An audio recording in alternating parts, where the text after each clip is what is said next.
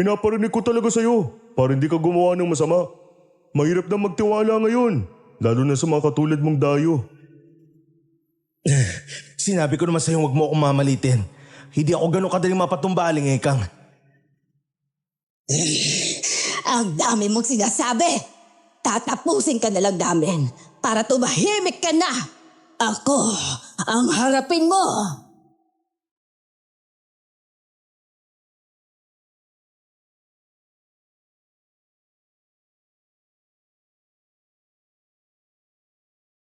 Magandang araw po, Miss Esperanza. Simula bata pa lang ako, mulat na ang mga mata ko tungkol sa mga aswang. Mga nilalang na walang ibang ginawa kundi ang manakit ng tao. Simula pagkabata, nasa isip ko na ang pagiging masama nila at na hinding-hindi sila magbabago. Pero Miss Esperanza, nagbago ang lahat nang utusan ako ng lolo ko na pumunta sa isang baryo. Isang baryo na sinasalakay ng aswang. At ang madalas nilang biktima ay mga buntis. Ako po si Samuel at ito ang aking kwento. Bago ko simulan ng storya, huwag kalimutang mag-subscribe bilang suporta sa ating channel.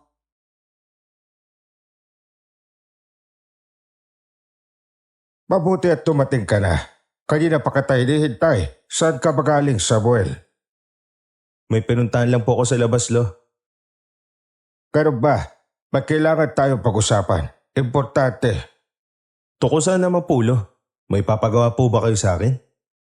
Oo, may pupuntahan kang baryo. Kailangan mo silang tulungan. Ano naman po may tutulong ko sa kanila? May hahanapin kang aswang na mandarangkal sa baryong Ilaya. Kinagambala ng aswang na yun ang baryo. Yung aswang na mas madalas buntis ang binibiktima nila? Oo, Apo, yun nga. May dumating na balita sa akin tungkol sa baryong Ilaya. At sa kwento pa lang, alam ko isang mandarangkal na umaatake roon. Sino po bang nagkwento sa inyo? Basta, makikilala mo na lang siya doon. Siya na rin ang bahala sa'yo. Bakit po, Lo? Hindi po ba kayo sasama sa akin? Hindi ba lagi tayo magkasama pumupunta sa ganong lugar? Hindi na, Apo. Alam kong kayang-kaya mo nang talunin ang namemeste sa baryo Ilaya. May tiwala ako sa'yo. Gamitin mo ang lakas at talino mo. Panahon na para kayanin mo mag-isa. Pero Lo, hindi pa rin ako ganong kagaling na katulad nyo. Mas magaling pa rin po kayo kaysa sa akin. Baka hindi ko kayanin. Baka mas maging delikado pa ang lahat. Magtiwala ka lang sa sarili mo. Ito na ang oras para ikaw naman ang humarap sa kanila. Huwag mong pagtudahan ang sarili mo. Marami akong naituro sa'yo na pwede mong magamit. Baka po kasi hindi ko magawa ng maayos. Samuel, kung panghihinaan ka ng loob, parang sinabi mo na rin isa kang talunan. Wala ka bang tiwala sa sarili mo? Wala ka bang tiwala sa mga tinuro ko? Meron po, Lo. Siyempre magaling kayo magturo eh. Bakit kanya ka mag-isip? Parang nawawala ka na ng kumpiyansa. Sige po, Lo. Gagawin ko po ang inuutos nyo. Gagawin ko ang lahat para matalo ang mandarangkal. Magaling, Apo. Bukas na bukas, pupunta kang baryo Ilaya. Huwag mong ipapaalam kung sino ka para mas madali mong mahanap ang aswang na mandarangkal.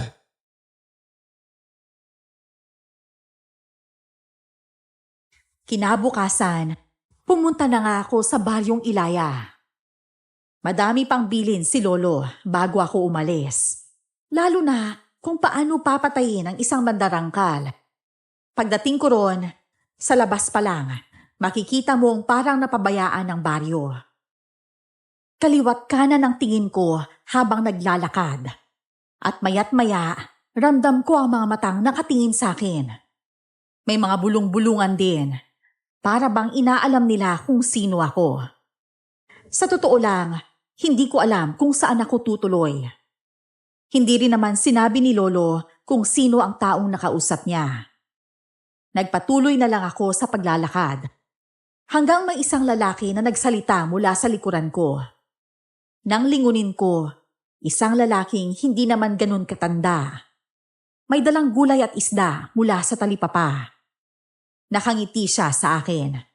Kaya kahit naiilang ako, gumiti na rin ako pabalik.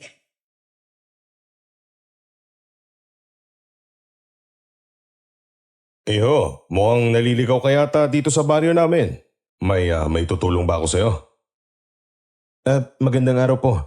Ako po pala si Samuel. Sa totoo lang po, may gusto akong itanong. Itanong? Opo, kung ayos lang po. Syempre naman iho. Tungkol saan ba? May pwede po ba akong pansamantalang rentahan na bahay dito o kay kwarto lang po? Ano ba ang rason ng tapat ba't ka rito? Mukhang bagong mukha ka at ngayon lang kita nakita. May alam akong pwede mong pagtuluyan pero kailangan ko muna alamin ang dahilan mo. Ang baryo niyo lang po kasi ang pinakamalapit na pwede kong tuluyan ng kahit ilang araw lang. Gusto ko lang po sana magpahinga. Ganun ba? Sumama ka sa akin. May pwede kang tuluyan sa amin. Pero bagong lahat, ako nga pala si Rene. Talaga po, Mang Rene. Tamang-tama. Hindi na po ako maghahanap ng bahay na pansamantala kong tutuluyan. Mukha po kasing mahirap maghanap dito sa lugar niyo. Dalawa lang kami ng asawa ko sa bahay at may isang kwarto doon na bakante. Mukha namang mapagkakatiwalaan ka kaya pwede ka sa amin tumira. Salamat po talaga, Mang Rene. Sobrang laking tulong na po sa akin yan. Huwag po kayo mag-alala. Mapagkakatiwalaan niyo po ako. Saan ko yan, iho? Opo. Mabuti na lang at pumunta ako dito sa Talipapa. Oo nga po eh. Kung di niyo po siguro ako nakita, baka hindi na pa ako nag-iikot dito sa bahay niyo. May mga mababait namang tao dito, iho. Tutulungan ka nila. O siya, tara na iho ha. Buntis kasi ang asawa ko at mag-isa lang siya sa bahay. Kaninang umaga pa kasi ako umalis. Sige po.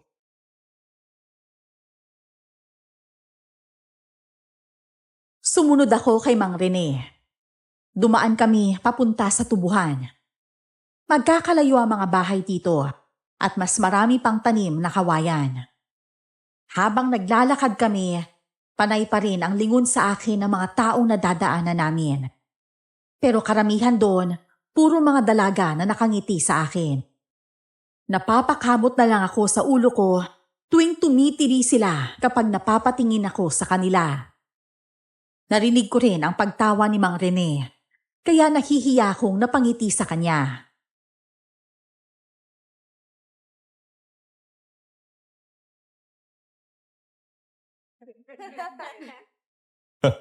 Mukhang gusto ko ng mga kababaihan dito sa amin Lahat sila kinikilig habang nakatingin sa'yo.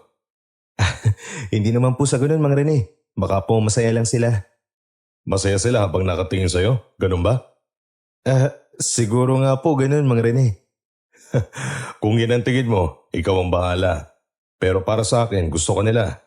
Ikaw ba, Samuel? May nobya ka na ba? Naku, wala pa po.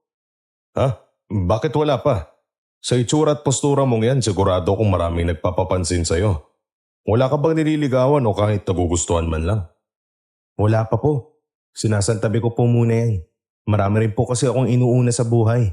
May mga bagay pa po kasi akong gustong gawin. Hindi ko pa po kasi gusto magmahal. Napakaseryoso mong bata. Sigurado akong magtatagumpay ka sa mga hangarin mo. Pero lagi mong tatandaan, parte ng buhay natin ang pagmamahal. Masarap magmahal habang nagtatagumpay sa buhay. Opo, Mang Rene. Tatandaan ko po yan. Salamat po sa payo. Wala nga naman, Samuel. Nandito nga pala ang bahay namin. Tara. Mukhang nandun siya sa likuran. Makakausap niya sila Lola Ekang. Tara, Samuel, papakilala kita sa kanila. Sige po, Mang Rene. Nandito na palang asawa mo, Susan. May kasama siya. Bisita niyo?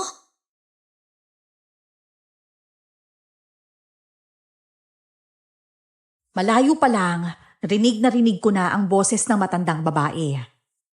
Tatlo silang nasa likuran. Ang matandang babae, katabi niya ang isang dalaga. At sa harapan naman nila, ang buntis na sa tingin ko'y asawa ni Mang Rene. Lahat sila nakatingin sa amin. Naiilang ako nang huminto kami ni Mang Rene sa harapan nila. Seryoso nila akong tiningnan na para bang kinikilala ako. Lumapit ang buntis kay Mang Rene at hinalikan ito sa pisngi.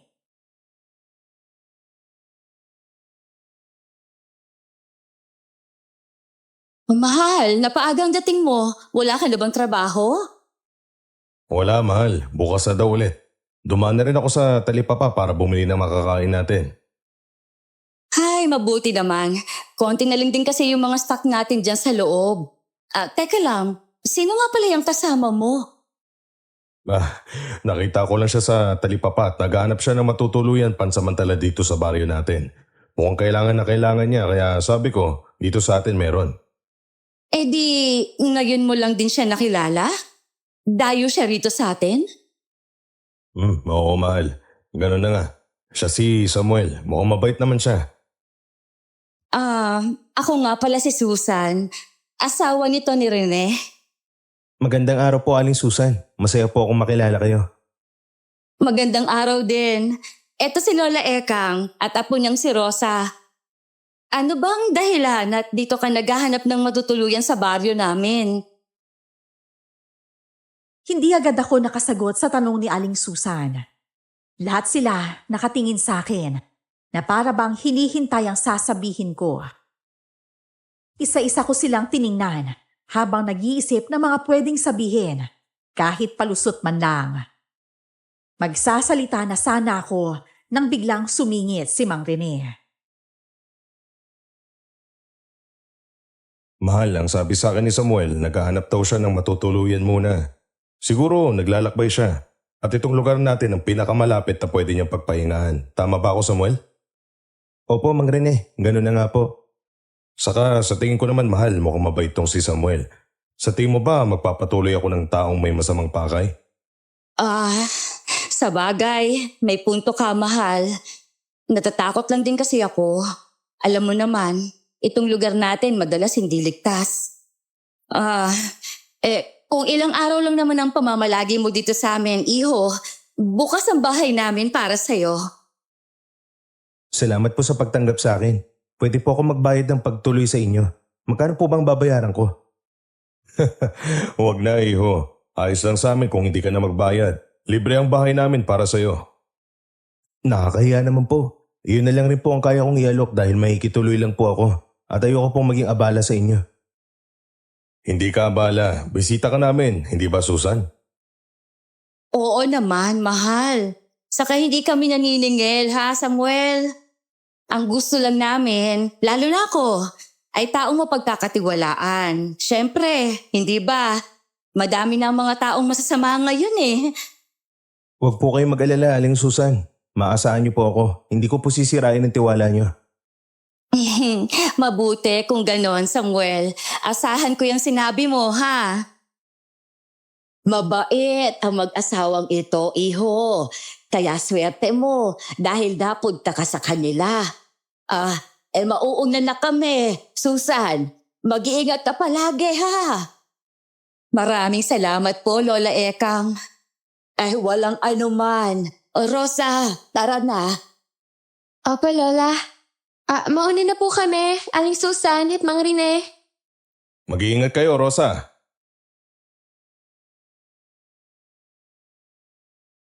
Naglakad na nga ang maglola.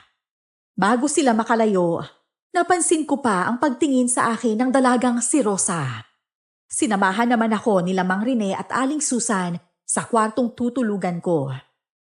Mabait at magaling makisama ang mag-asawa. Maayos din ang pakikitungo nila sa akin, kaya hindi ako nahirapan na pakisamahan sila.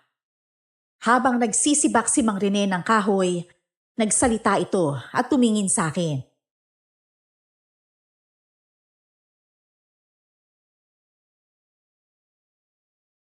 Alam ko ang dahilan kung bakit ka nandito, Samuel. Ano pong ibig niyo sabihin, Mang Rene? Hindi ko po kayo maintindihan. Apo ka ni Mang Torrio, tama ba? Pinapunta ka niya dito dahil may kailangan kang gawin. Paano niyo po nalaman yan? Dahil ako nagsabing kailangan ko ng tulong niya. Buntis ang sawa ko at itong lugar namin ang sinasalakay ng aswang. Ayokong mawalan ng anak. Kaya humingi ako ng tulong kay Mang Torrio at sabi niya magaling ka raw makipaglaban. Kayo po ang nagsabi kay Lolo sa nangyayari dito sa lugar niyo? Oo, ako nga. Kailangan ko ang tulong niyo para maprotektahan ang asawa ko. Kaya mo ba hanapin ang aswang na namiminsala dito sa lugar namin?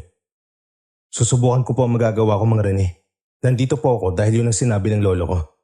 Gagawin ko po ang makakaya ko para makatulong sa inyo. Aasahan ko yan, Samuel. May tiwala ako sa'yo. Unang tingin ko pa lang sa'yo sa talipapa. Naisip kong tama ang lolo mo. Sa totoo lang, nung umpisa pinagdudahan pa kita pero mali pala ako. Ayoko pong mangako, pero gagawin ko po ang lahat para matulungan kayo. Hindi po ako titigil hanggat hindi ko nakikita ang aswang na gumagambala dito sa lugar nyo. Salamat, Samuel. Hulog ka ng langit sa amin. May isang hiling lang po ako, Mang Rene, kung ayos lang po sa inyo. Anong hiling naman yon, Samuel? Kahit ano gagawin ko para sa'yo. Wala pong dapat makaalam ng tungkol sa akin. Huwag kang mag-alala. Nasabi na sa akin yan ni Mang Torio. Ligtas na sa akin ang sekreto mo. Kahit sa asawa ko, hindi ko rin ipapaalam kung bakit ka nandito. Maraming salamat po, Mang Rene. Wala yun, Samuel. Matanong ko lang, bakit pa bawal sabihin? Dahil yun po ang tamang paraan para hindi tayo mahirapang maghanap ng aswang na sumusugod dito. Kapag kasi nalaman ng iba na may manunugis ng aswang dito sa lugar nyo, magiging mas mailap ang aswang sa atin. Paano naman makakarating sa mga aswang na may manunugis na katulad mo dito sa baryo? Ganito po kasi yan. Madalas po, pagsapit ng umaga, nakikisalamuha ang mga aswang sa mga tao para hindi sila paghinalaan. Kung ganon, paano mo sila mahahanap? Kailan ka ba mag-uumpisa sa paghahanap mo ng aswang iyo? Sa lalong madaling panahon po, kailangan ko lang malaman kung sino ang sunod nilang pupuntiryahin. Kailangan kong alamin ang galaw nila para malmanan sila. Mang Rene! Mang Rene! Napahinto ako sa pagsasalita nang marinig kong may tumatawag kay Mang Rene. Nailapag ni Mang Rene ang palakol na hawak niya at napatingin na rin sa akin. Agad na pinuntahan ni Mang Rene ang boses na tumatawag sa kanya. Subalit napahinto siya nang may isang lalaking bumungad sa amin. Sa tingin ko, ilang taon lang ang tanda ko sa kanya. Mataba siya, pandak, maitim ang balat at kulot ang buhok. Bago siya lumapit kay Mang Rene, napansin kong napatingin siya sa akin. Kaya tumango na lang ako, pero hindi man lang niya ako nginitian.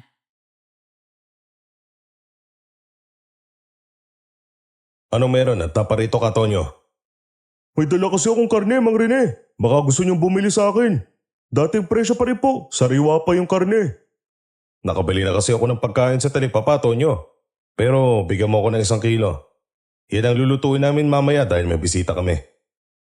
Sino po ba siya, Mang Rene? Ngayon ko lang siya nakita dito sa atin. Bagong salta dito sa atin, kailangan niya ng matutuluyan. Kaya dito ko muna siya pinapunta sa amin. Baka po may gawin sa inyong masama yung lalaking yan, ha? Sa tingin ko lang po, mukhang hindi gagawa ng mabuti. Mabait yan, Tonyo. At hindi siya ganong tao tulad ng nasa isip mo. May mga tao nga rin po sa umpisa lang mabait. Tapos sa bandang huli gumagawa ng masama. Basta, Mang Rene, mag-ingat kayo dyan, ha? Naririnig kaya kita. Baka pwede mong ibulong yan. Pinaparinig ko talaga sa'yo para hindi ka gumawa ng masama. Mahirap na magtiwala ngayon, lalo na sa mga katulad mong dayo.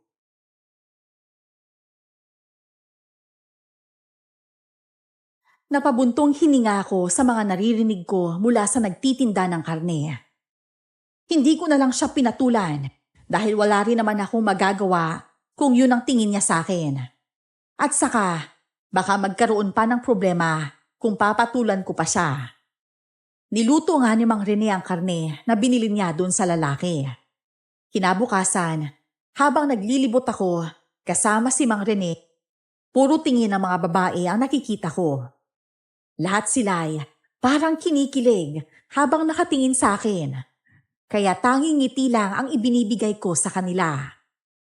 Ang sabi ni Lolo, ang isang mandarangkal ay nag-aanyong dalaga tuwing umaga. Sigurado akong magagamit ko ang panlabas kong anyo, pati na rin ang dala kong agima upang akitin ang mga ito. Gayunpaman, napahinto ako sa paglalakad nang makita ko si Rosa na nakatingin sa akin. Pero agad siyang umiwas ng tingin. Lalapit pa sana ako sa kanya, pero dali-dali itong umalis. At sa kamalas-malasan nga naman, bigla kong nakasalubong si Tonyo.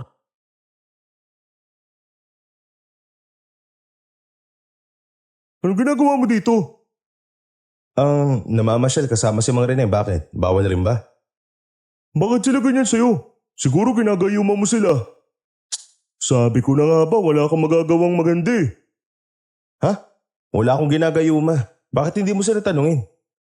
Hindi ako naniniwala sa'yo. Makahanap rin ako ng ebidensya na masama kang tao para mapalis ka na dito sa lugar namin. Alam mo ikaw, hindi ko alam kung anong issue mo sa akin. Bakit ka ba galit na galit sa akin? Dahil ayoko sa'yo. Ayoko sa mga taong katulad mo. Ano? Nandito ka lang pala, Samuel. Kanina pa kita hinahanap. Kasama mo pala tong si Tonyo. Magandang araw po, Mang Rene. Una na po ako. Ay, bakit? Naabala ko ba ang pag-uusap nyo? Hindi po. Marami pa kasi akong gagawin. Sige po. Oh, ano nangyari doon? Nagtalo na naman ba kayo? Ewan ko ba dun? Ang init ng dugo sa akin, Mang Rene. Pagpasensyaan mo na. Mabait yang si Tonyo. Baka hindi pa lang kayo nagkakasundo. Baka nga po, Mang Rene. Tara na, umuwi na muna tayo. Baka hinahanap na rin tayo ni Susan. Sige po, Mang Rene.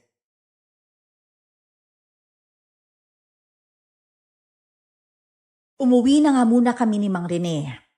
Habang naglalakad kami, muli kong nakita si Rosa. Napakunot pa ang noo ko dahil parang tinitingnan niya ang bawat galaw ko. Gayunpaman, nawala na siya sa paningin ko nang tawagin ako ni Mang Rene. Ayos ka lang ba, Samuel? Opo, ayos lang po ako. Nga pala, may balita ka ba, Samuel? Natukoy mo na ba ang hinahanap mo? Hindi pa po, Mang Rene. Medyo nahihirapan ako hanapin ang aswang dito sa lugar nyo. May tanong nga po pala ako sa inyo. Tungkol saan naman? Sa tuwing anong araw po umaatake ang aswang? Kabilugan ng buwan. Doon madalas silang umaatake. Sila? Ibig sabihin po, hindi lang siya nag-iisa? Ganun na nga, Samuel. Yung nakaraang buwan kasi, ilang buntis ang nabiktima ng aswang. Kaya doon namin naisip na may kasamang aswang ang sumasalakay sa amin. Bakit hindi niyo po labanan ng aswang? Marami po kayo dito at may mga paraan para labanan sila. Kapag nagpadaan po kayo sa takot, mas mararamdaman po nilang malakas sila. Ilang beses na namin ginawa yon. Lahat ng klase ng pagtataboy ginawa na namin pero walang epekto. Kaya nga humingi ako ng tulong sa inyo para matapos ang kaguluhan na to. Natatakot kasi ako. Baka isang araw ang asawa ko naman ang puntirihin ng aswang. Hindi, malabo yan, Mang Rene. Lalo na kapag hindi natin maunahan agad ang aswang. Kailan po ba nag-umpisa ang lahat? 5 buwan na rin na nakalipas. Doon nag-umpisa ang pagpatay at pagsalakay sa amin ng aswang.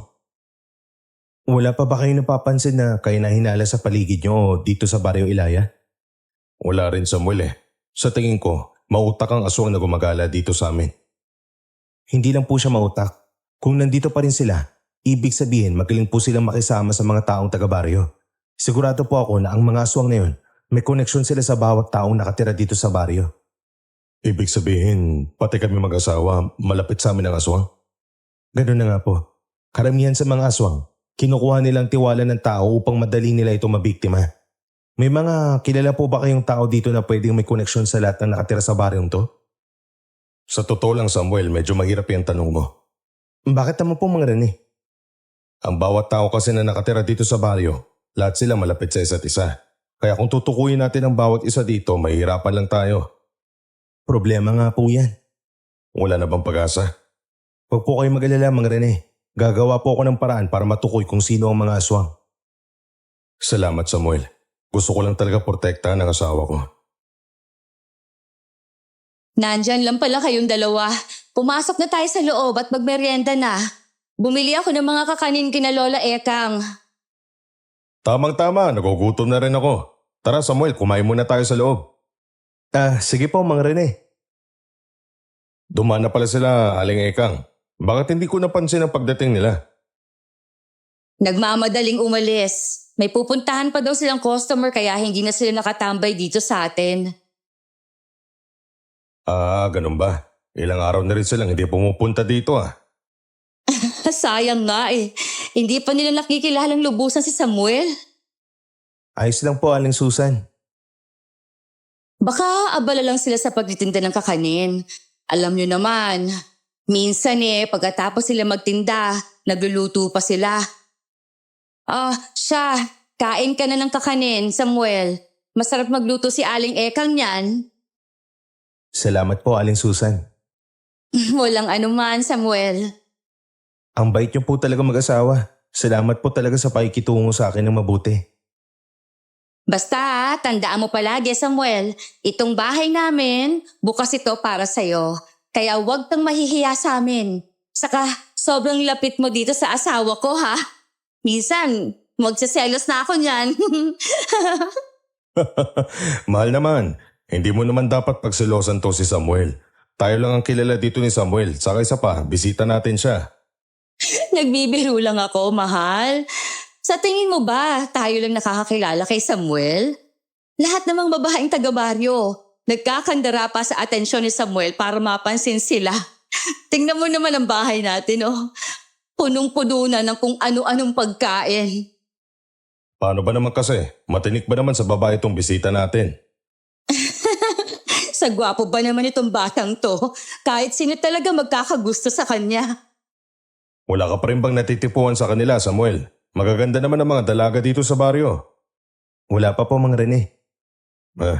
Sa tingin ko, mapalad ang babaeng mamahalin mo. Pero alam mo, Samuel, yung mga babaeng nagpaparamdam sa'yo, subukan mo pa rin silang pansinin para hindi mo masaktan ang nararamdaman nila. Opo, Mang Rene. Alam ko naman po ang limitasyon ko at wala po sa pagkatao ko ang manakit ng babae. Napaka-masunurin niya sa'yo, mahal, ano?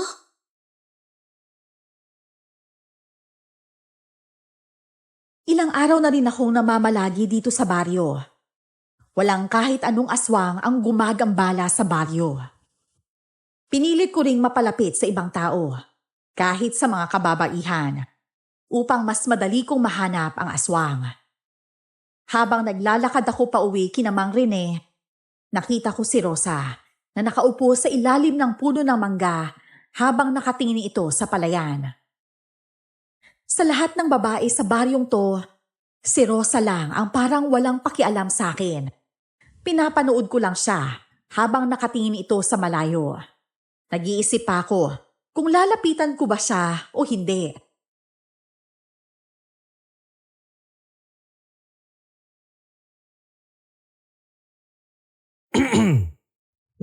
Mag-isa ka lang yata dito. Pwede ba kitang samahan? Sa tingin ko kasi kailangan mo ng kasama. Anong ginagawa mo dito? Umalis ka nga. Gusto lang sana kitang samahan. Wala ako sinabing samahan mo ako, no? Isa pa, hindi ko kailangan ng kasama dahil kaya ko ang sarili ko. Pasensya na. Mali ba yung paglapit ko? Ay naku, tinatanong ka ba yan? Siyempre naman, oo. Diyan ka na nga. Pakaalis na nga dito. Uy, teka lang. Saan ka pupunta? Eh di malayo sa'yo.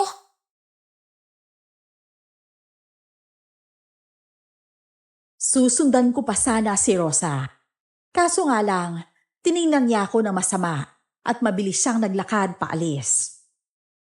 Hindi ko alam kung anong problema niya sa akin. Maglalakad na rin sana ako paalis.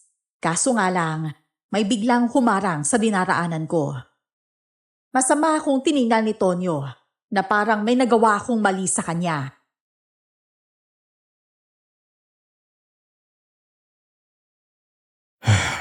May problema ba tayo, pare? Problema? Ikaw ang problema ko. Kailan ka maalis dito sa baryo namin? Bakit sinisiksik mo ang sarili mo dito? Wala naman akong ginagawang masama. Wala nga ba talaga? Sa tingin ko ginagayuma mo mga tao dito para magustuhan ka. Gayuma? Ba't ko naman gagawin yon? Hindi ako gumagawa ng ganun, Tonyo. Hindi ako naniniwala sa'yo. Tandaan mo to. May araw ko din sa akin. Teka nga lang, Tonyo. May nagawa ba akong masama sa'yo, ha? Hoy! Tonyo, kinakausap pa kita. Ilang beses ko pang tinawag si Tonyo, pero hindi na niya ako pinansin. Hindi ko alam kung ano ba talaga ang problema sa akin ni Tonyo, pati na rin ni Rosa. Pag-uwi ko, si Mang Rene ang sumalubong sa akin. Agad siyang nakangiti, pero nawala yon nang makita ang itsura ko.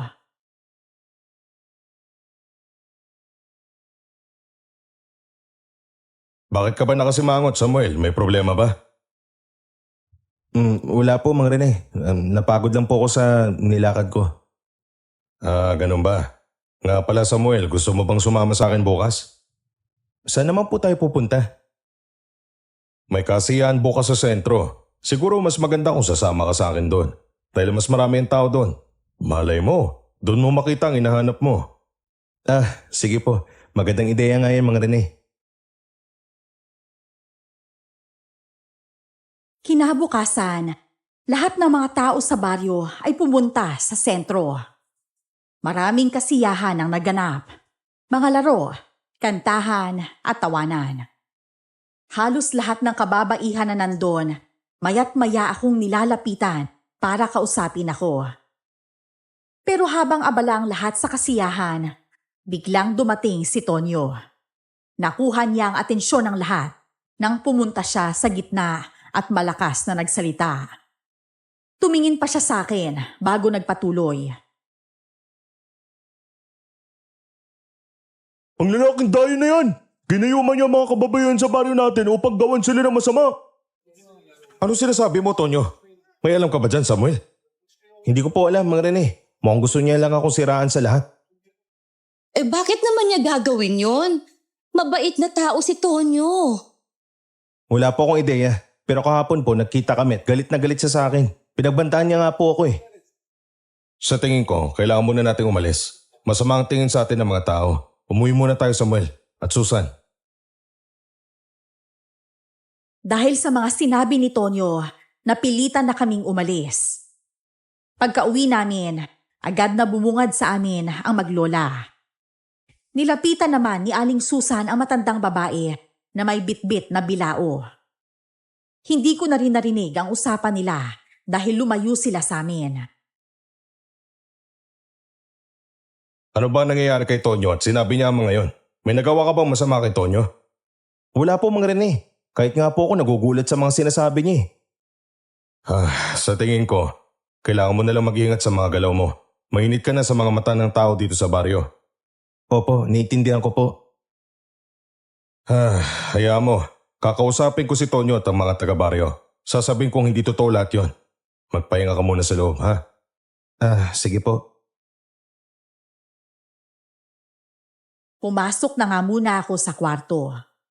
Nagkandaletse-letse na ang lahat dahil sa sinabi ni Tonyo. Dahil gusto kong makalanghap ng sariwang hangin, binuksan ko ang bintana. Doon ko narinig na nag-uusap sina Aling Susan at Aling Ekang. Napakunot pa ang noo ko nang isang anino lang ang nakikita ko sa pwesto nila. Tiningnan ko rin si Rosa at wala rin siyang anino. Agad kong kinuha ang mga gamit ko, pati na rin ang agimat na binigay sa akin ni Lolo. Mabilis akong lumabas ng kwarto at takang-taka si Mang Rene nang makita niya ako. Lalo na nang mapansin niya ang hawak ko. Ano nangyayari, Samuel? Bakit may hawak kang mga ganyan? Mang Rene, kailangan niyong puntahan agad ang asawa niyo. Bakit? Kasama niyo silang Aling Ekang sa labas.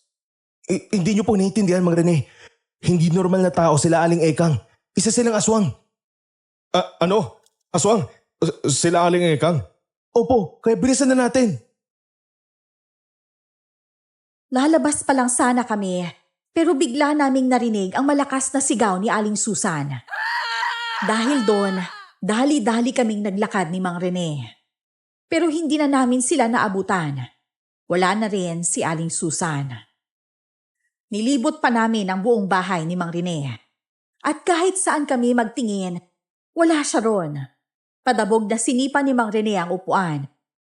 Agad ko siyang nilapitan upang damayan. Umiiyak si Mang Rene at galit itong tumayo. Mabilis siyang pumasok sa loob ng bahay at kinuha ang kanyang samurai. Mga walagya sila. Kapag may ginawa silang masama sa asawa ko, sisiguraduhin ko papatayin ko sila. Mang Rene, kumalma lang po kayo. Huwag niyo pong unahin ang emosyon niyo. Paano ko kakalma, Samuel? Asawa at anak ko ang tinangin nila. Hindi ko alam kung anong pwedeng gawin nila kay Susan. Alam niyo po ba kung nasa ng bahay nila? Ang alam ko, nasa dulo ng baryo ang bahay nila. Kung ganun po, puntahan natin sila doon. Sige, malapit na rin gumabi. Mas mapapahamak si Susan kung magtatagal tayo dito. May mga kailangan po tayong ilagay sa katawan natin upang hindi tayo maamoy ng aswang. Ano naman yon? Ito pong langis. Kailangan natin itong ipahid sa katawan natin. Sige, akin na yan. Pagkatapos naming magpahid ni Mang Rene ng langis sa buong katawan, agad na kaming umalis upang puntahan ang bahay nila. Pero pagkarating namin doon, wala sila Aling Ekang. Hinalughog namin ang bawat sulok ng bahay, pero wala ni isang bakas. Agad kong kinuha ang mga gamit ko at nagsimula ng isang orasyon upang malaman kung saan dinala si Aling Susan. Si Mang Rene naman, paikot-ikot, hindi mapakali. Parang gusto niyang tumakbo kahit saan. Pagkatapos kong mapabaga ang uling, inilagay ko na ang insenso at isang gamit ni Aling Susan na binigay ni Mang Rene.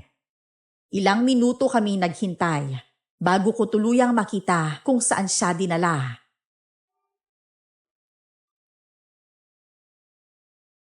Mang Rene, Bakit, Samuel? May nakita ka na ba? meron po ba dito sa lugar niyo na isang batis? Malapit po doon ang kinaroroonan ni Aling Susan. Meron. Pero malayo yun dito. Malapit sa panan ng bundok yun. Wala ring mga nakatira doon. Doon po siguro sila namumugad ngayon.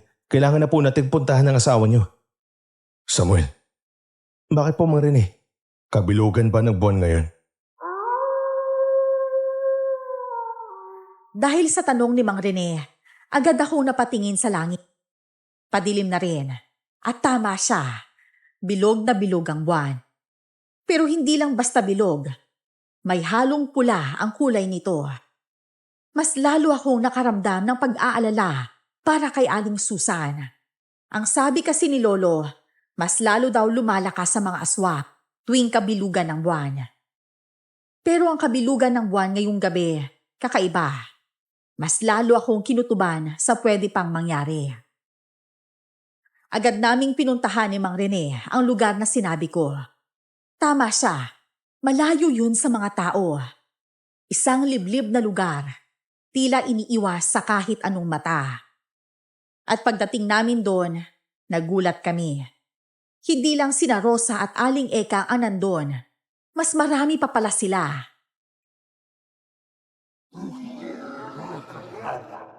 Ano nang gagawin natin ngayon, Samuel? Baka hindi natin sila kayanin. Nasaan na kaya ang asawa ko? Kailangan ko siyang makita.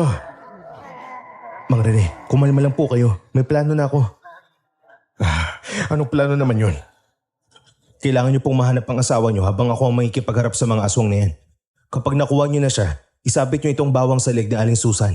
At itong pulang tela, ilagay niyo rin sa kanya. Hindi siya malalapitan ng mga aswang kapag suot niya yan.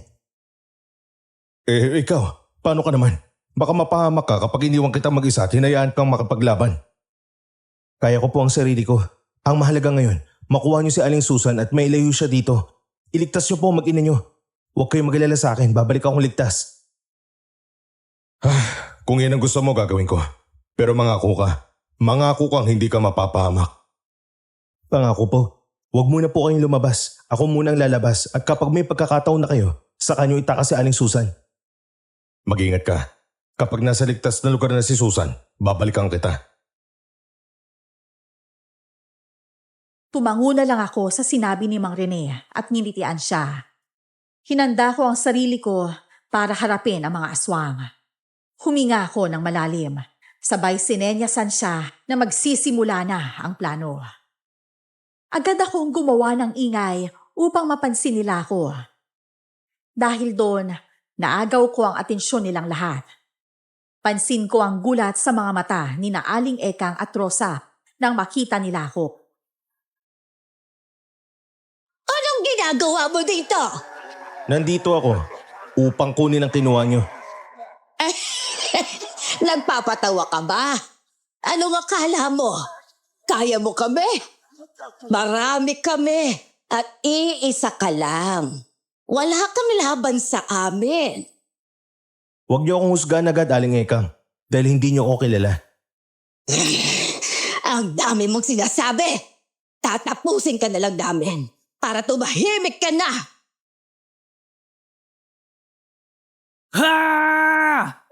Agad akong kumilos nang isa-isa nang nag-anyong aswang ang mga kasamahan nila. Hindi sila makalapit sa akin habang nakikipaglaban ako dahil sa suot kong agimat.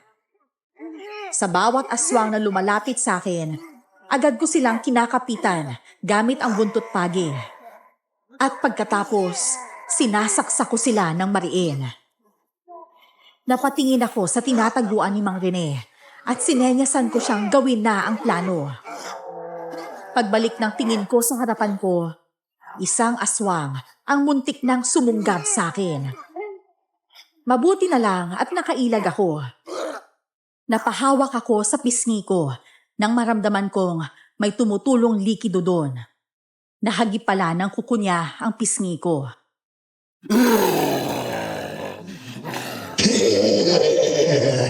Magaling-galing makipaglaban.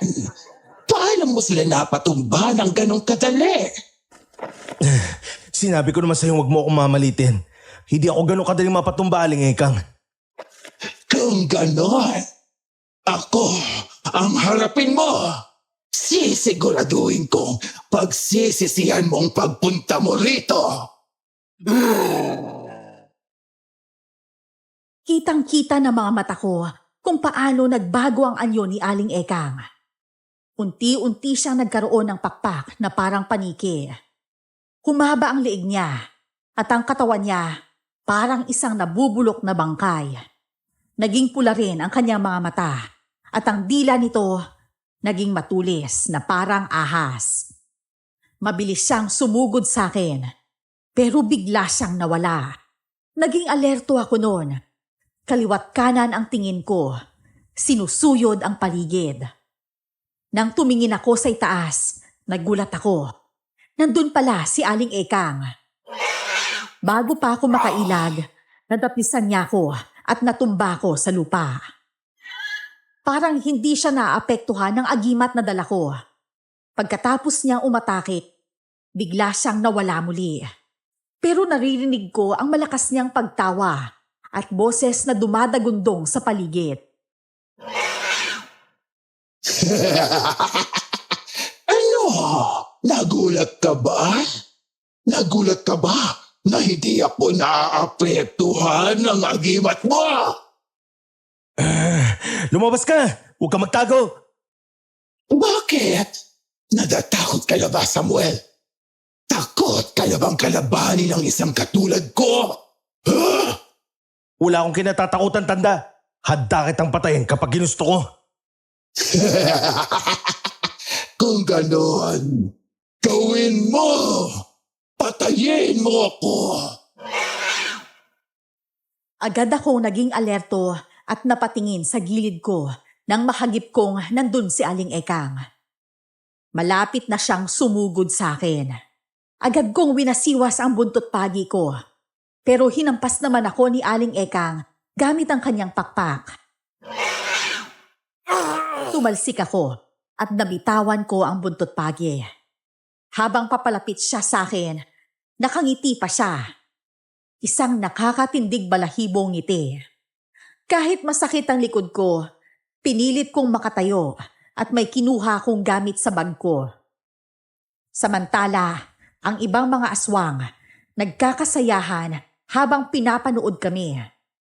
Hanggang ngayon, hindi ko pa rin alam kung nasaan na si Mang Rene. Hindi ko alam kung naitakas na ba niya si Aling Susan o hindi pa. Aray! Ang dami mong sinasabi, pero talunan ka rin pala. Akala ko pa naman, sobrang lakas mo. Pero hindi pala, dahil wala kang binatbat sa galing ko. Pasensyahan na lang tayo, pero ayoko sa lahat ang katulad mo.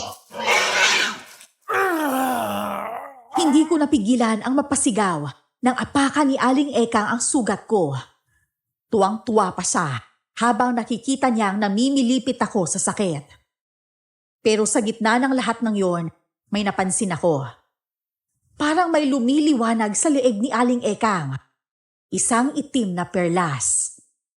Alam ko na agad kung ano yon. Ang itim na perlas ang pumoprotekta sa mga aswang. Panlaban nila sa mga agimat. At dahilan kung bakit hindi sila basta-basta na paghihinalaan ng mga tao. Kailangan kong makuha yon. Dahil kung hindi, baka mas mahirapan pa akong labanan siya. At dun ako nagulat. Isang malaking baboy ramo ang biglang tumakbo papunta kay Aling Ekang. Kahit siya, nagulat din. Dahil doon, nagkaroon ako ng tiyempo. Mabilis kong sinipa si Aling Ekang at nakuha ang itim na perlas mula sa leeg niya. Agad akong kumuha ng iba pang pangontra sa bag ko. Mga gamit na pwede kong ipanlaban sa kanila. Pagtingin ko sa malaking baboy ramo, alam ko na agad. Hindi lang siya basta baboy ramo. Isa siyang aswang na balbal. Isang aswang na kaya ring magpalit anyo bilang isang hayop. Sino ka, ha? At bakit ako kumakampi sa lalaking yan? Dapat kami ang kampihan mo at hindi siya! Hindi ko rin naman siyang gustong kampihan, pero hindi ko kaya ang makasakit kayo ng ibang tao. Itigil na itong ginagawa niyo. Sinasabi ko na nga ba Ikaw lang yan, Tonyo. Hindi ba? Siniraan mo siya sa mga tao. Ano nangyayari ngayon? Bakit mo siya tinutulungan? Dahil nagkamali ako at hindi tama ang ginagawa niyo. Huwag na kayo magbiktima ng mga inosenteng tao. Unti-unti akong naguguluhan sa nangyayari. Tinawag ni Aling Ekang na Tonyo ang balbal na sumugod sa kanya. Napatingin din siya sa akin. Kung ganon, isa rin palang aswang si Tonyo. Sumugod si Tonyo kay Aling Ekang at agad din akong tumayo. Dahil sumusugod na rin ang ibang aswang, mabilis kong kinuha ang buntot pagi at sabay naming pinatay ni Tonyo ang mga humaharang. Marami akong tanong sa mga ginagawa niya, pero pinaliban ko muna yon.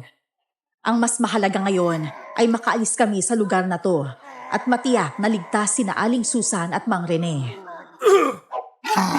Samuel, ako na bahala dito. Punta mo na sila Aling Susan at Mang Rene. Ha? Sigurado ka ba? Oo, bilisan mo. Iligtas mo sila. Hindi ako papayag na makuha niyo si Susan. Sa akin muna kayo dadaan bago niyo siya makuha. Ako na bahala sa kanya, Samuel. Sundin mo ang inutos ko. Ilayo mo na dito sa Aling Susan sa lalong madaling panahon bago pa mahuli ang lahat. Oo, sige. Aalis na sana ako upang hanapin sila Mang Rene at Aling Susan. Nang biglang, mas dumami pa ang mga aswang sa paligid. Lahat ng mga mata nila ay nagliliwanag sa pula. At ang mga bibig nila parang takam na makakain. Napatingin ako kay Tonyo. Kung iiwan ko siya ngayon, sigurado akong hindi niya kakayanin ng mag-isa. Baka kung ano pang mangyari sa kanya. Tapusin na lang muna natin to at saka kung hanapin sila Mang Rene. Anong sabi mo? Mas mapapadali tayo kapag yun ang ginawa natin. Magtulungan muna tayo sa pagtapos sa kanila. Marami pa sila at baka hindi mo sila kayanin mag-isa. Minamalit mo ba ang kakayahan ko? Hindi, ang akin lang. Kailangan natin magkaisa para matapos to. Labanan na lang muna natin sila. Ikaw ang bahala. Napangiti na lang ako nang makita kong humarap na si Tonyo sa mga kalaban. Hindi na siya nakipagtalo sa akin. Pareho naming sinugod ang mga kapwa niyang aswang. Habang tumatagal, mas kumukonti sila. Pero ramdam ko na rin ang pagod sa katawan ko. May mga sugat na rin akong natamo, pero patuloy akong lumalaban. Pagkatapos naming mapatumba ang lahat, hingal na hingal ako. Haharapin ko na sana si Aling Ekang, pero wala na siya sa paligid. Hanggang sa narinig namin ni Tonyo ang malakas na sigaw ni Aling Ekang. Dali-dali kaming tumakbo papunta sa pinanggagalingan ng sigaw. At doon, hawak-hawak ni Aling Ekang si Aling Susan, habang si Mang Rene naman ay nakahandusay sa lupa. Aling Ekang, bitawan mo siya! Huwag mong galawin si Aling Susan, pati ang dinadala niyong bata. Manahimik kayo! Wala na kayong magagawa. Dahil akin na si Susan. Kapag kumalaw kayo riyan, titiyakin ko mapapatay ko kayo. Aling Ekang, naging mabuti po ako sa inyo. Pinakisamahan ko kayo. Kaya sana po, maawa kayo. Huwag niyo pong gawin sa amin ito ng magiging anak namin ni Rene. Parang awa niyo na po. Pasensya ka na, Susan. Pero wala ka na magagawa sa kapalaran mo at ng anak mo. Kinaibigan kita para dito. 7 buwan na ang batang dinadala mo. At matagal ko nang hinintay na matikman yan. Huwag po, Aling Ekang. Maawa kayo.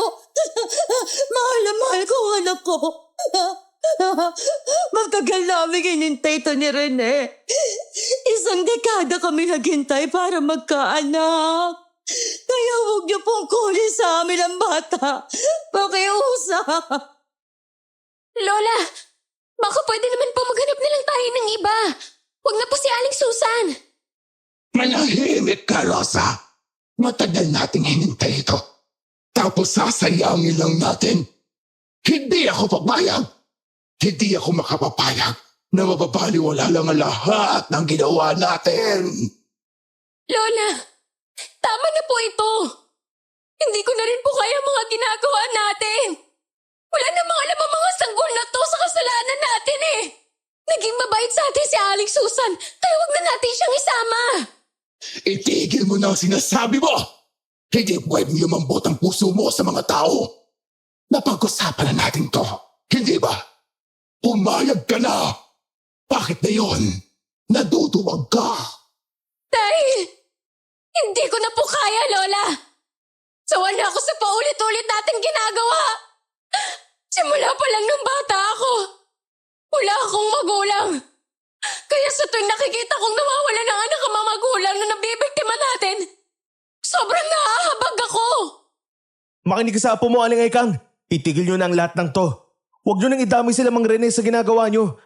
Ikaw na rin ang nagsabi na mabait ang mag-asawang yan. Kaya bakit ito ang igaganti mo sa kanila? Maawa ka, Ekang.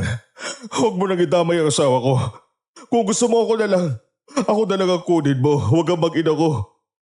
Nagmamakaawa ko sa'yo bilang isang kaibigan. Hayaan mo mabuhay ang mag-ina ko.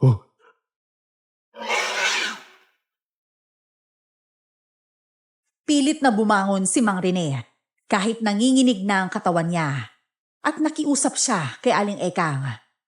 Pero parang sarado na talaga ang puso at tenga ni Aling Ekang. Hindi siya madadaan sa pakikiusap. Ramdam ko rin ang hirap ni Aling Susan. Gusto niyang makawala sa pagkakakulong sa braso ni Aling Ekang. Pero hindi kami makalapit. Sa tuwing susubukan naming lumapit, lalo niyang hinihigpitan ang pagkakakapit. At dun ko naalala ang perlas. Ang itim na perlas na nakuha ko sa kanya. Kinuha ko yun mula sa bulsa ko. Alam kong mas mahalaga yun sa kanya kesa kahit ano. Sigurado akong kakagat siya sa pain kapag ginawa ko ito. Aling Ekang, hindi ba kailangan nyo to? Ibabalik ko sa inyo ang itim na perlas na to, kapalit ni Aling Susan. Huwag mo kong lilangin. Hindi mo ako madadaan sa ganyan, Samuel. Ano sa tingin mo sa akin? Uto-uto. Bakit, Aling Ekang? Hindi nyo ba kailangan to? Mas mahalaga ang perlas na to kaysa kay Aling Susan. Mas mahaba pang panahon nyo itong magagamit. Kaya nyo bang ipagpalit to? Para lang sa dinadala ni Aling Susan? Aling Ekang, kapag kakawalan niyo ko, kakalimutan ko lahat ng ito. Magiging mabuting kaibigan pa rin po ako sa inyo. Huwag niyo lang po itama yung anak ko. Huwag po. Gusto ko po na mabuhay siya. Gusto ko makita niyang buo kami bilang pamilya. Gusto ko mamanasan ni Rene ang maging ama. Lola Ikang! Tama na po! Itigilin natin to! Hayaan na natin sila! Umalis na lang po tayo, Lola! Bakit? Sila bang kinakampihan mo? Ako ang lola mo, pero sila ang kinakampihan mo. Dahil ayoko mawalan ng mahal sa buhay! Gusto ko mamuhay na mapayapa! Walang kinakatakutan! Ayoko isang araw mawala kayo sa akin dahil sa ginagawa natin to! Ano ba ang gusto mong sabihin? Ha? Rosa? Hindi kita maintindihan. Gusto ko na pong magbagong buhay tayo, Lola. Tama na po tong ginagawa natin. Hayaan na lang po natin sila. Kita ko sa mga mata ni Rosa na mula sa puso ang sinasabi niya. Dahan-dahan pa siyang lumapit sa lola niya. Hinawakan ang kamay nito at marahang tinanggal ang pagkakahawak ni Aling Ekang kay Aling Susan. Agad namang kinuha ni Mang Rene si Aling Susan nang makawala ito. Pero nagulat ako sa sumunod na nangyari. Tumagos ang matulis na kamay ni Aling Ekang direkta sa dibdib ni Rosa. Kahit si Rosa, hindi makapaniwala sa ginawa ng kanyang lola. Ayoko sa lahat. Yung sinusuway ako. Apo lang kita, Rosa. At hindi mo ako mapapabago. Dahil ito na talaga ako. Mahal kita, Lola. Anong ginagawa mo sa apo mo, Aling Ekang? Ganyan ka na ba talaga kasama? Tumingin sa amin si Aling Ekang at ngumisi lang. Ilang saglit pa, naging abo na ang katawan ni Rosa. Wala siyang iniwan kundi alikabok na tinangay ng hangin. At si Aling Ekang parang walang nangyari. Agad akong kumilos. Si Tonyo naman agad na pumwesto para protektahan si Mang Rene. Hindi ko talaga masikmura ang ginawa niya sa apo niya. Mabilis kong kinuha ang agimat na suot ko at pinulupot yon sa kamay ko. Saka mahigpit kong hinawakan ang buntot pagi. Susugod na si Aling Ekang. Mabilis, mabangis.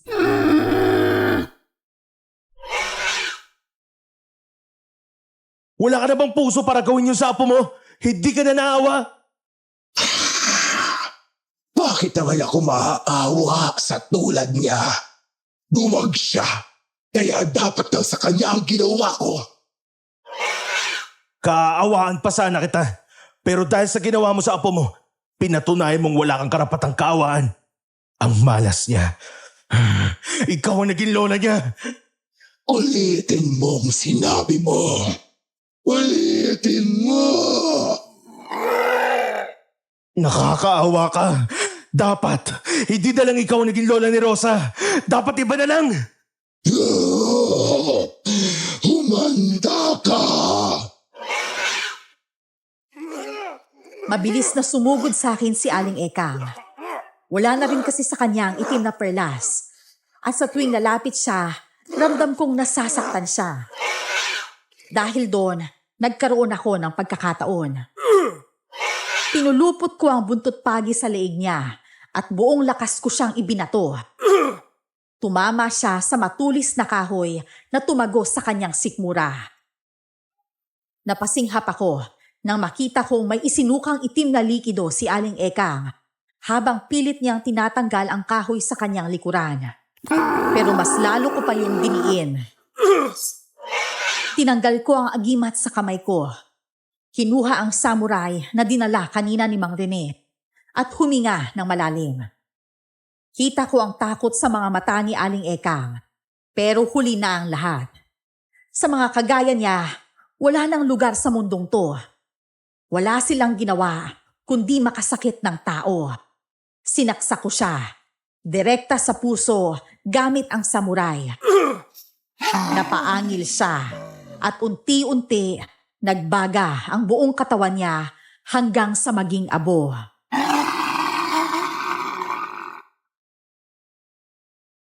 Tapos na ba? Makakauwi na ba tayo? Gusto ko na po umuwi. Tapos na po, Aling Susan. Wala na pong manggugulo sa Ilaya. Teka lang. Sino ka? At bakit ka nakakapagsalita? Huminahon po kayo. Oo, isa nga siyang aswang. Pero mabuting aswang siya. Siya po si Tonyo. Tonyo?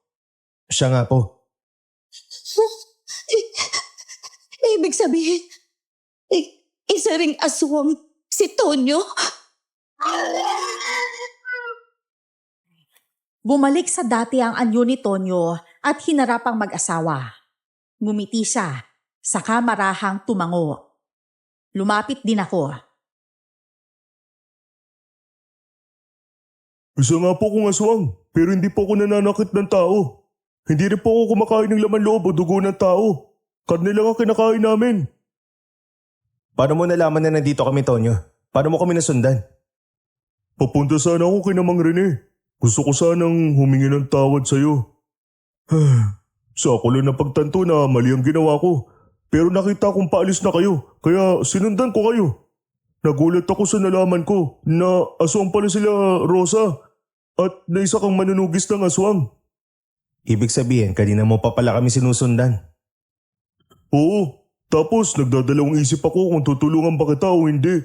Natatakot ako na baka patayin mo rin ako. Pero nang makita kong nasa alanganin ang buhay ni Mang Rene, doon ko napagdesisyonan na tulungan ka.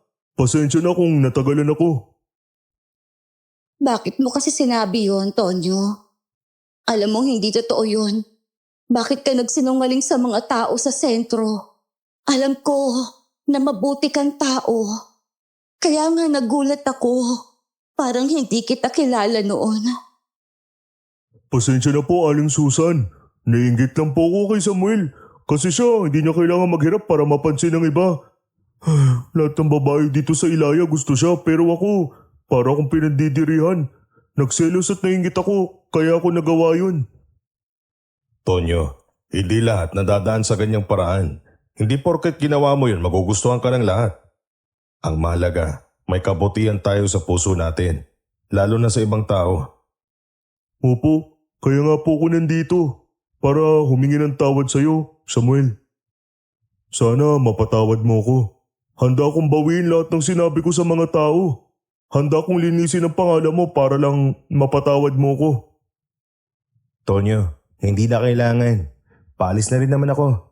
Tapos na ang mission ko dito sa Ilaya. Okay na sa akin ang paghingi mo ng tawad pero sana maging leksyon ito sa'yo. Huwag mong dadaanin ang lahat sa mali. Huwag mong hayaang kainin ka ng inggit o selos.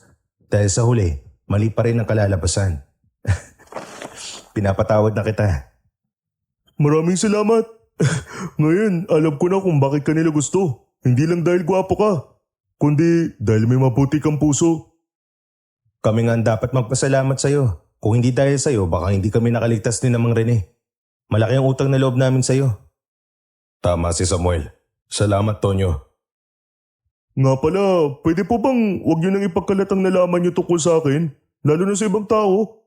Hindi lahat ng tao kayang intindihin ang sitwasyon namin. Yung iba, masama agad ang tingin sa amin dahil aswang kami. Pero hindi lahat ng aswang masama. May mga kagaya naming pinipili pa rin ang kabutihan. Ligtas sa amin ang sikreto mo, Tonyo. Hindi namin yun ipagkakalat. Maraming salamat po, Aling Susan. Salamat sa pagtatago ng sikreto ko. Walang anuman, Tonyo. Malaki din ang utang na loob namin sa'yo. Kung wala ka, baka napahamak na rin kami. Pati si Samuel. Hindi ko naman po kayo kayang pabayaan. Naging mabuti kayo sa akin. At hindi niyo ako tinuring na iba lalo na nung walang-wala ako. Mahal, baka pwede nang sabahin natin ituloy ang usapan. Baka may mga natirang aswang pa rito. Tama si Rene. Umuwi na tayo. Dahil tapos na kaming makipaglaban, umuwi na kami sa bahay ni Mang Rene. Sakto rin ang pagliwanag nang makabalik kami. Sobrang pagod ang katawan ko at marami rin akong sugat. Mabuti na lang, agad nila akong pinagpahinga at ginamot ni Aling Susan ang mga sugat ko. Ang sarap sa pakiramdam na makatulong, lalo na sa ibang tao. Ilang araw din ako nanatili kina Mang Rene. Pero nagpasya na rin akong umalis. Wala na rin naman akong dapat gawin sa baryo. Habang nagpapaalam ako, hindi ko maiwasang malungkot. Parang ang hirap nilang iwan, lalo na't naging malaking parte na rin sila ng buhay ko. Kahit ilang araw lang akong nanirahan dito.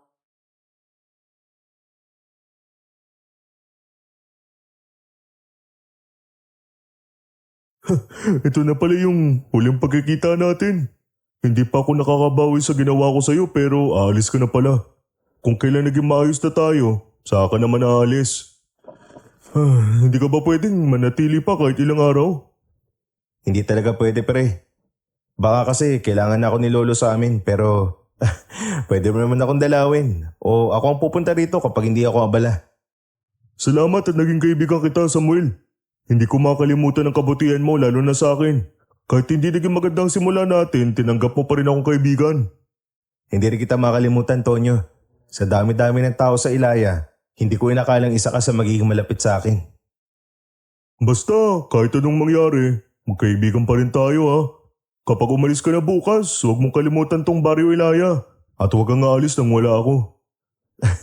Oo naman pre, hindi ako aalis. Basta bilisan mo lang, ayoko sa mabagal minsan eh.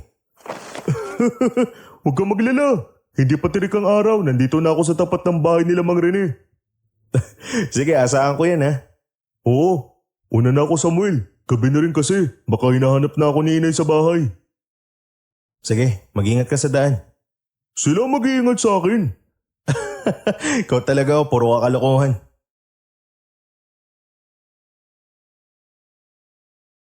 Maglalakad na sana kami paalis ni Tonyo.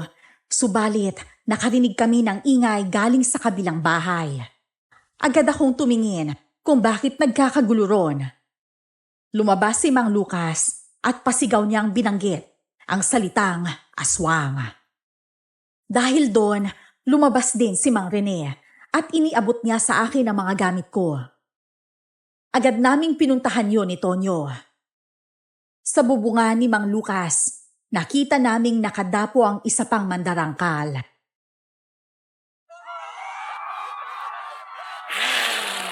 Hoy aswang! Kami ang harapin mo.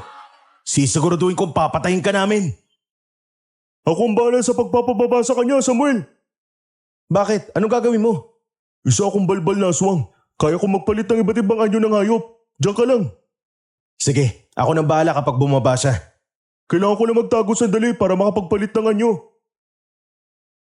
Pumunta nga si Tonyo sa lugar na walang tao para dun baguhin ang anyo niya. Maya-maya pa, nakarinig ako ng malakas na kalampagan sa bubungan. Hanggang sa biglang gumulong pababa ang mandarangkal sa bubungan at sumakto sa harapan ko. Napangisi pa ako. Lilipad na sana siya, pero agad ko siyang hinuli gamit ang buntot pagi. Pinulupot ko pa ito ng mahigpit at napahiyaw siya sa sakit. Pagkatapos, sinaksak ko sa dibdib niya ang patalim na dala ko. Nakita yun ng ibang tao, pati na rin ni Mang Lucas. Ilang beses niya akong pinasalamatan sa ginawa ko. Sinabihan ko rin siya kung ano ang dapat niyang gawin.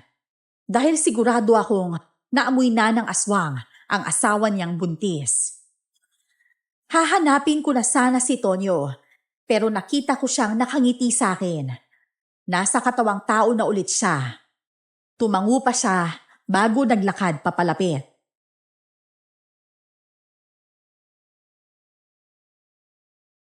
Bakit hindi ka lumabas agad para alam nilang tumulong ka? Hindi na kailangan yun. Alam nga naman sabihin kong tinulungan kita sa katawang aswang, eh di natakot sila sa akin. Saka, alam mo ba, may natutunan na rin ako. Hindi lahat ng bagay kailangan ipaalam mo sa iba na tumutulong ka. Simula ngayon, gagawin kong lahat para maging ligtas ang baryong to. Lalaban ako para sa kabutihan. Aasahan kita dyan, Tonyo. Alam kong kaya mong ipagtanggol ang baryong to, laban sa mga aswang at masasamang tao. Salamat, Samuel.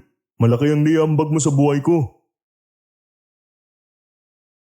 Napangiti na lang ako habang nag-uusap kami ni Tonyo. Umuwi na siya at ako naman bumalik sa bahay ni Mang Rene. Saktong hindi pa sila natutulog. Pareho pa silang nasa sala. Napansin kong napabuntong hininga si Aling Susan. Nagulat pa ako nang bigla niya akong yakapin. Siguro natakot lang din siya, kaya hinayaan ko lang siya. Napatingin naman ako kay Mang Rene na nakangiti sa akin at lumapit siya sabay gulo ng buhok ko. Bata pa lang ako. Wala na akong magulang. Kaya sobrang saya ko na kahit papano nakaramdam ulit ako ng pagmamahal galing sa isang magulang.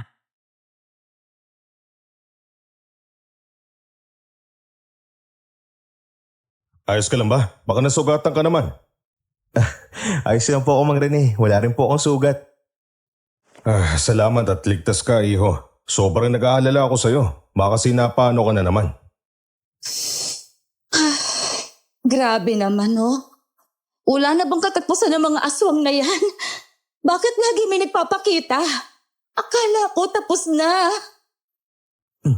Aling Susan, habang nabubuhay tayo sa mundong ito, lagi niyo pong tatandaan, may mga nilalang din tayong kasama na namumuhay rito. Huwag kang magalala, mahal ko. Marami nang sinabi si Samuel sa akin ang mga panlaban sa aswang. Handa na kitang ipagtanggol sa kanila.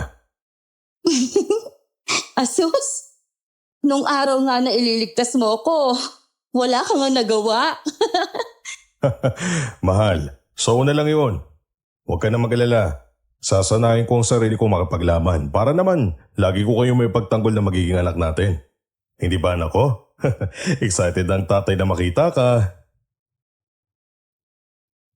Napangiti ako habang hinihimas ni Mang Rene ang tiyan ni Aling Susan. Kita sa mga mata nila kung gaano sila kasaya sa parating nilang anak. Natawa pa nga ako dahil paulit-ulit na kinakausap ni Mang Rene ang tiyan ni Aling Susan. Tama nga si Lolo, masarap tumulong sa kapwa. Kinaya kong makipaglaban nang wala siya. Marami rin akong natutunan mag-isa, hindi lang tungkol sa mga tao, pati na rin sa mga aswang. Sa mundong ibabaw, marami tayong katanungan. Lagi silang panakot sa mga tao, lalo na sa mga bata. Pero hindi pala lahat ng aswang ay masama. May iba rin na gustong magbago, na gustong makatulong. Sigurado ka na bang aalis ka na bukas, Samuel? Hindi ka ba pwedeng manatili muna dito kahit ilang linggo o buwan? Tapos na po ang misyon ko dito. Saka po, kahit umalis ako, may isang taong papalit sa akin. Siya ang magtatanggol sa baryong Ilaya. Kung ganon, sino? Gusto ko rin siyang makilala. Kilala niyo na po siya, Mang Rene. Si Tonyo po. Siya na po ang bahala dito sa baryo niyo. Hindi po kayo pababayaan ni Tonyo. Maraming salamat na dumating ka dito sa amin. At itong asawa ko, kilala ka na pala niya. Pero hindi niya sinabi ang sikreto niya.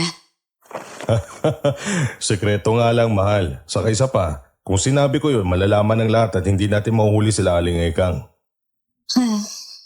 Hindi ko talaga naisip na magagawa yun ni Aling Ekang. Sobrang bait kasi sa akin eh. Para niya akong anak kong ituring. Lagi niya rin akong kinukumusta. Pero lahat pala ng yon kasama sa plano niya. Kaya pala siya ganun sa'yo minsan, mahal. Dahil may masama siyang balak. Akala ko noon sadyang mabait lang siya. Hindi pala. Naaawa rin ako kay Rosa. Ginagawa niya lang ang lahat para sa lola niya. Pero pinatay lang siya. Ang mahalaga, mahal, nasa maayos at malayang buhay na si Rosa. Sigurado kong mas masaya siya roon kaysa sa mapait na mundong kinagistan niya. Tama si Mang Rene, Aling Susan. Nag-uumpisa na rin kumain si Rosa ng mga laman loob at uminom ng dugo ng tao. Kahit gusto niyang baguhin yun, paulit-ulit na nilang mararamdaman yun. Hinahanap na yun ng katawan nila at hindi lahat kayang pigilan. Ganun ba yun? Wala na bang ibang paraan para magbago? Wala na po. Nakakulong na sila sa ganun. At ang tanging kalayaan nila ay ang mamatay. Masakit man pero mas mabuti na rin yun. Malaya na siya. Ay, ipagdadasal ko na lang ang kaluluwa ni Rosa at ni Aling Ekang. Kahit may nagawa silang masama, kailangan pa rin nila ng gabay. Sa maling direksyon lang sila napunta. Ang mahalaga ngayon, mahal, ligtas na tayo. Hindi na natin kailangan matakot. Kaya sa ngayon, matulog ka na. Bukas bago umalis si Samuel, may mga maluluto akong espesyal na pagkain. Samuel, pagbigyan mo muna kami ha. Dito ka muna kumain para naman kahit sa huling pagkakataon, makasabay ka namin sa hapagkainan. Saka nga pala, kapag nanganak ako, gusto kong pumasyal sa inyo para makilala mo ang magiging anak namin at si Lolo Torio. Asahan ko po yan, Mang Rene. Bukas rin po ang bahay namin para sa inyo. Isama niyo na rin si Tonyo para may pakilala ko siya kay Lolo. Oo naman, kasama rin siya. Kinabukasan, maaga akong nagising dahil sa ingay sa labas. Paglabas ko ng kwarto, agad kong nakita si Tonyo at si Mang Rene, abala sa pagluluto. Hindi na nila napansin ang presensya ko. Natawa pa ako habang pinapanood silang parehong seryoso at disiplinado sa ginagawa nila. Napatikim pa ako noon at pareho silang napatingin sa akin. Oh, gising ka na pala. Kanina ka pa dyan? Kalalabas ko lang, Tonyo. Mukhang madami kayong niluluto ah.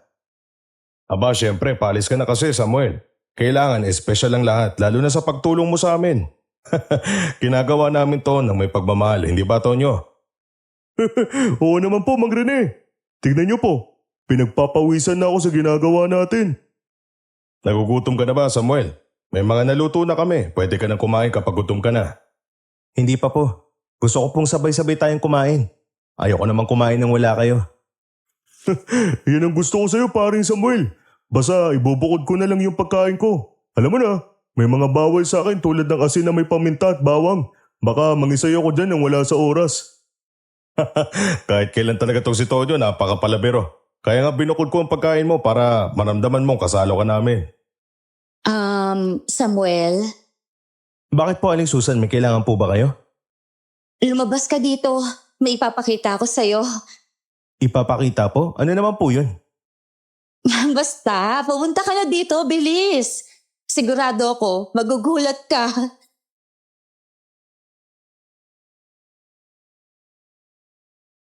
Napatingin ako kina Mang Rene at Tonyo. Nagkibit balikat lang sila, sabay iling. Kahit naguguluhan ako, agad akong lumabas para tingnan kung ano ang nangyayari. Nagulat ako nang makita kong ang daming tao sa tapat ng bahay ni Mang Rene. Lahat ng taga-baryo may dalang iba't ibang prutas, gulay, pati mga alagang hayop. Lahat sila nakatingin sa akin. Kahit litong-lito ako, nilapitan ko sila. Isa-isa silang nagpasalamat sa akin. Kumalat pala ang balita tungkol sa ginawa ko kagabi. Kaya pag alis ko ng baryong yon, hindi ko maiwasang mapangiti. Sobrang swerte ko na napunta ako doon. Sa isang truck na ihahatid ako pa uwi, nakalagay din lahat ng mga bigay nila. Kahit si Lolo, nagulat sa mga dala ko at natuwa sa mga balita ko. Sabi ko naman sa'yo, kayang-kaya mo silang patumbahin. Tignan mo, ang laki pa ng mga binigay nila. Apo, sobrang saya ko sa ginawa mo. Marami akong natutunan sa baryong yan, Lo. Nagpapasalamat din po ako sa inyo dahil dinala niyo ako doon. Siguro nakatadhana talaga ang pagpunta ko ron.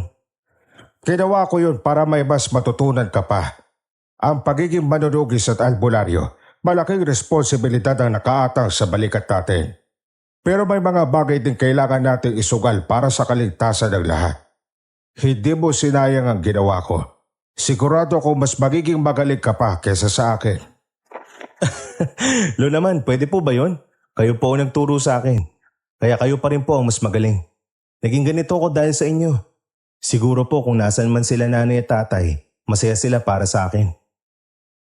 Hindi lang sila masaya, Samuel. Sigurado akong humahanga sila sa galing mo at sa kabutihan mo. Tumatanda na ako, Apo. Kung maaari lang, dapat naghahanap ka na ng kabiyak mo. Ayokong iwan ka mag-isa kapag dumating ang panahon. Lolo, matagal pa po yun. Huwag niyo namang ipagdasal na maiwan agad ako. Saka po, mas malakas pa kayo sa kalabaw, no? Ikaw talaga. Oo na, hindi pa naman sa ngayon pero darating din ang panahon. Huwag kayong mag-alala, Lo. Maabutan niyo pang anak ko. Nga pala. Kapag daw nanganak si Aling Susan, pupunta raw sila dito. Gusto ka raw niya makilala at saka gusto niya ipakita ang baby nila. Kung ganun, ayos lang. Ilang buwan na lang din at makakanak na siya. Oo nga po. Matagal nilang hinintay yun. Kaya sigurado akong tuwang-tuwa sila.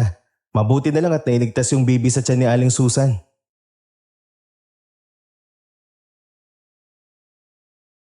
Lumipas ang ilang buwan at sigurado ako nanganak na si Aling Susan. Pero hanggang ngayon, hindi pa rin sila nakakadalaw. Kahit gusto ko silang puntahan, lagi naman akong abala. Wala akong oras para makapunta ron.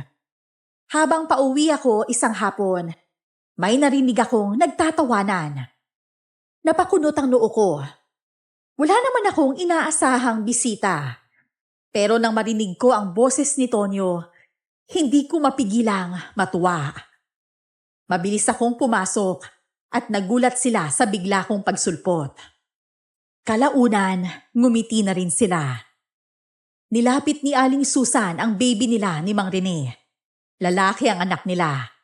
At mas nakakagulat pa, pinangalan nila sa akin ang bata. Pwede ko po ba siyang kanlungin? Oo naman, iho. Pwede mong hawakan tong anak ko.